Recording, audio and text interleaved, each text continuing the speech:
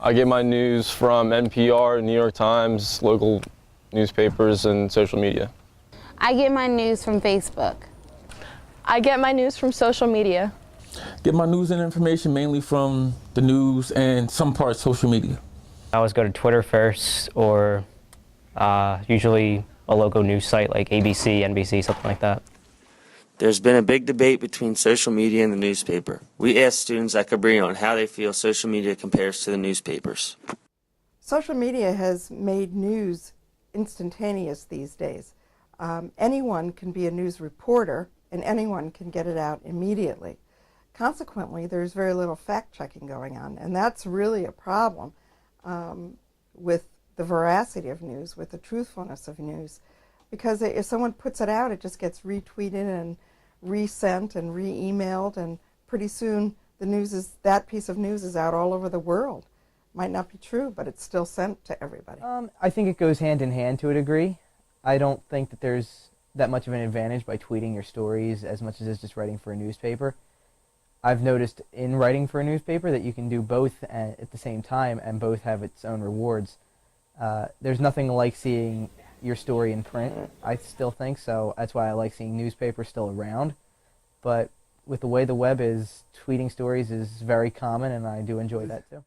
With newspapers, sometimes like the news won't be as quick.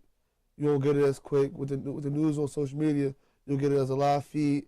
Something can be happening right then and there, and you'll get it right then and there. But with a newspaper, you'll have to wait the next day to read about it. I would say I choose the newspaper more because they do more homework, and it's not as they don't just throw stuff out there as soon as they get it, when it seems like that's what mainly they do on like Twitter and social media.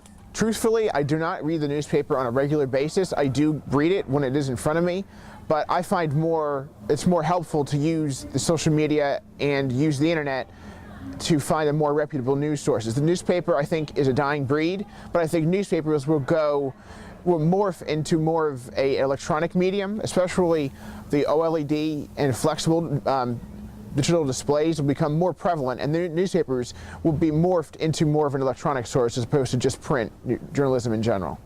I don't know if I read the print as much anymore, but I do keep up with online articles. Normally, by being a big Twitter person, I see when articles are posted, and so I'm more inclined to click on something that's summed up very nicely in 140 characters on Twitter, or just has a headline that might grab my attention. So There's always going to be false information on the internet, whether it is hoaxing a relationship, false information on an arrest, or false information in sports. Here are some thoughts Cabrini has on campus. I think news organizations decide whether they want to get out the news first, depending upon what their intent is. If their intent is totally commercial and they have no buy-in to the fact that news provides a public service that's very important, then they'll just try to get the news out first. I remember when Penn State coach Joe Paterno passed away, a day or two before, everyone started tweeting that he had passed away, and he really hadn't yet. And everyone was believing he was deceased, but it really didn't happen till the morning after. And like major news organizations were reporting it, and it got really messy. Joe Paterno passed away. That was a big one, and I know I did mention it.